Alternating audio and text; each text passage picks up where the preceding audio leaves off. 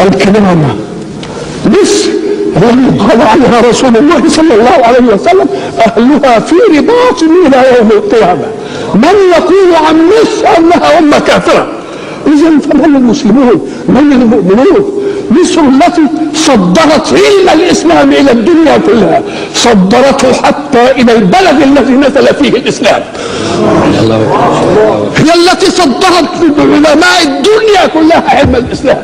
أنا أقول عنها ذلك هو تحقيق العلم في أزهرها الشريف. وأما دفاعا عن الإسلام فانظروا يا التاريخ، من الذي رد همجية التتار عنه؟ إنها مصر. من الذي رد هجوم الصليبيين على الإسلام وعلى المسلمين؟ إنها مصر.